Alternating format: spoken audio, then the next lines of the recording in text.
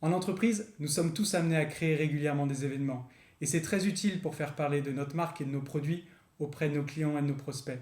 Mais savez-vous que vous pouvez le faire en visio depuis votre application Teams?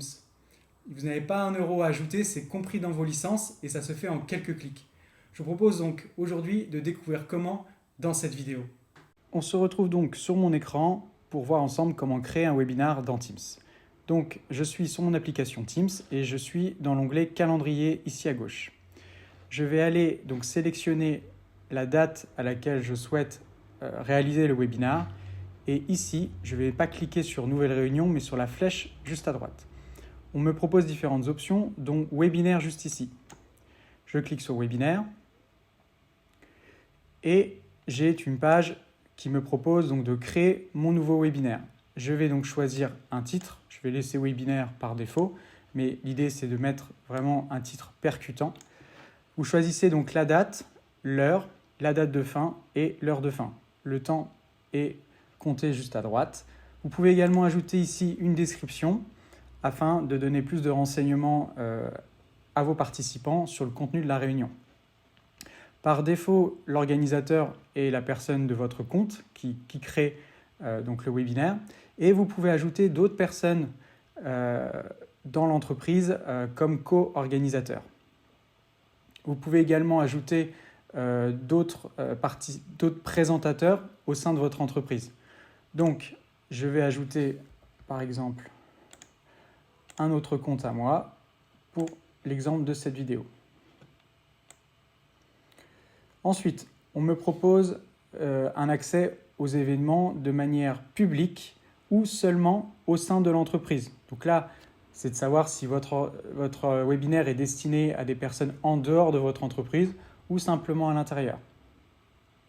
Enfin, Microsoft vous informe que le webinaire se fait donc sans caméra et ni micro, mais vous avez toujours la possibilité d'activer ou de désactiver les caméras et micros de vos participants.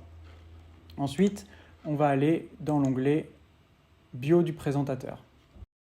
Vous voyez donc que le présentateur est Guillaume Buisson avec ce compte-là. Comme indiqué tout à l'heure, vous pouvez ajouter plusieurs présentateurs dans le champ juste ici. Donc on retrouve ici des informations que vous pouvez venir modifier juste ici pour apporter par exemple un complément d'information sur les réseaux sociaux ou toute information relative au présentateur. Le thème, on va donc pouvoir définir une image qui va venir apparaître sur la page d'inscription à l'événement. Par défaut, Microsoft vous met cette image, mais vous pouvez venir la modifier ici, donc modifier le zoom ou carrément choisir une nouvelle image en choisissant une autre image ici. Lorsque c'est fait, vous enregistrez. Vous pouvez également ajouter un logo de votre entreprise ici et choisir une couleur pour le thème parmi les couleurs proposées par Microsoft. Maintenant, on va se rendre dans l'onglet Email. Dans l'onglet Email, vous voyez la liste des emails qui sont envoyés à vos participants pour différents types d'événements, comme l'inscription du participant, lorsque le participant est en attente, une liste d'attente, etc. Tous ces mails-là, vous pouvez venir les consulter en cliquant sur Aperçu de l'email juste à droite ici. L'onglet Rapport maintenant. L'onglet Rapport vous permet de voir donc l'ensemble d'indicateurs, d'informations sur l'événement. Il faut que votre webinaire soit terminé pour pouvoir accéder à ces rapports-là. Dans le cas présent, je ne peux pas encore y accéder. Et l'onglet Enregistrement qui vous permet donc de revoir la vidéo du webinaire que vous avez réalisé. On va retourner dans Détails ici et aller dans les options de la réunion. Il y a un certain nombre de choses que vous pouvez donc configurer. Au niveau de la sécurité, vous pouvez donc paramétrer qui peut éviter d'être en salle d'attente. En cliquant ici, vous avez la possibilité de changer les paramètres. Par défaut, ce sont les personnes qui ont été invitées, mais vous pouvez ouvrir le webinaire à n'importe qui en cliquant sur Tous, par exemple. Ces deux options-là sont très proches et vous permettent de faire en sorte que les participants ne soient pas dans le hall d'attente au moment où ils arrivent dans le webinaire.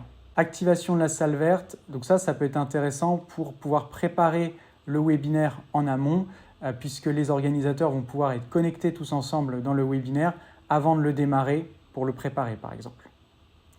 Ici, vous pouvez régler dans audio et vidéo l'accès au micro des participants ou de la caméra. Vous pouvez activer ou désactiver. Je m'attarde vraiment sur les points importants des paramètres. Je vous laisserai découvrir un petit peu toutes les options. Dans Implication, on va pouvoir activer, désactiver les conversations de la réunion. Vous voyez, activer, désactiver ou uniquement dans la réunion.